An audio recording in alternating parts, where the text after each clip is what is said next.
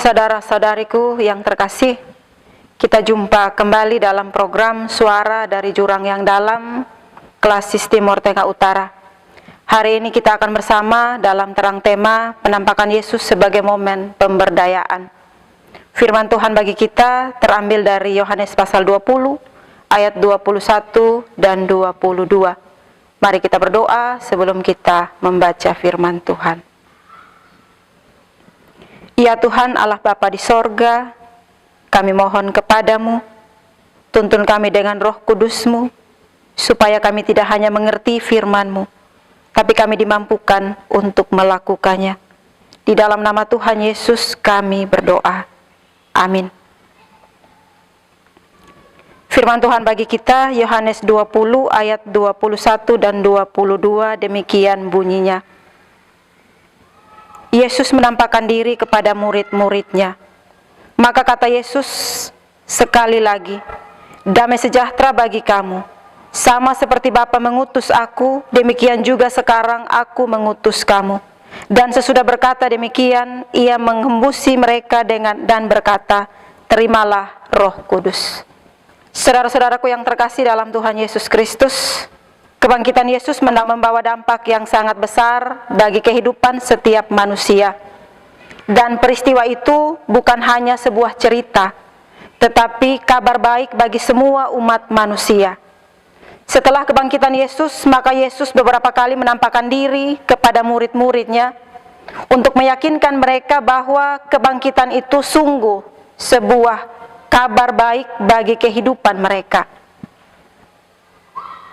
Kebangkitan itu tidak hanya berdampak bagi para murid, tetapi juga berdampak bagi setiap orang percaya. Saudara-saudara, apa saja dampak dari kebangkitan dan penampakan Yesus bagi murid-muridnya? Ada beberapa hal penting yang akan kita pelajari bersama-sama lewat peristiwa penampakan Yesus bagi murid-muridnya. Yang pertama, lewat kebangkitan dan penampakan Yesus, Yesus sesungguhnya menghendaki supaya kita menerima damai sejahtera.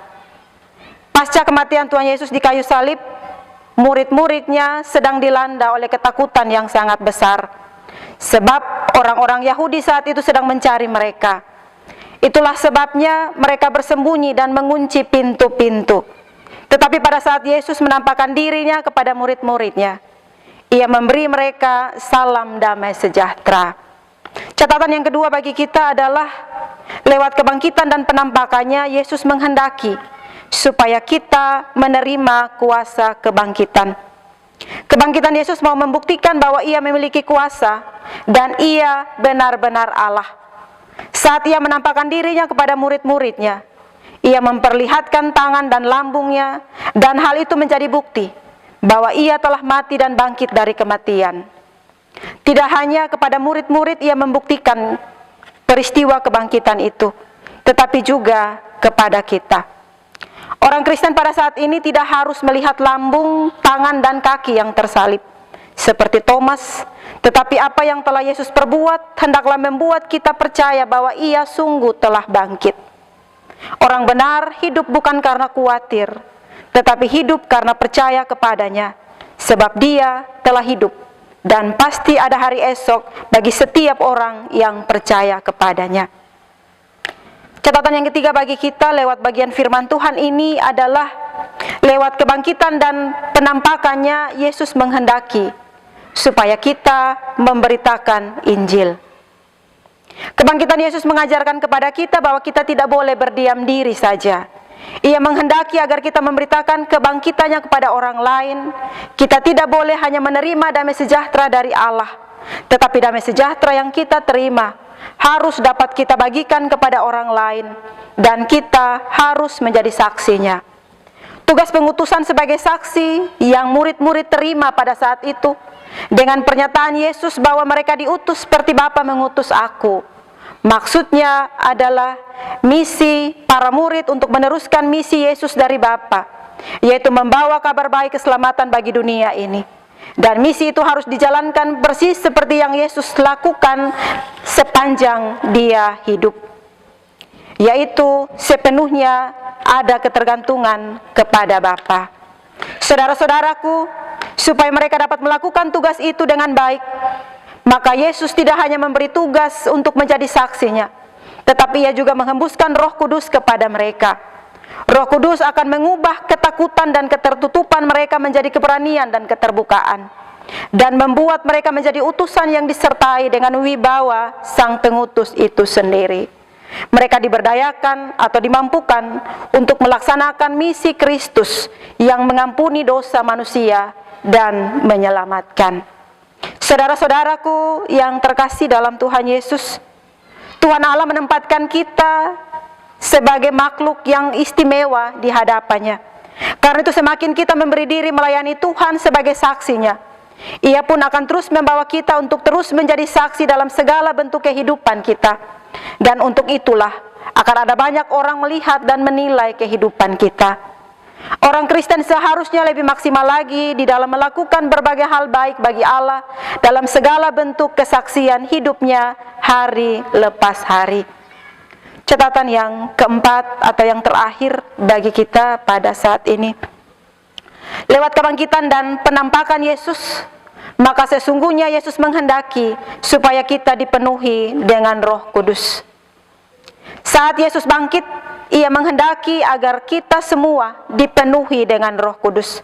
Roh Kudus akan memimpin hidup kita, dan tanpa Roh Kudus kita tidak dapat berbuat apa-apa.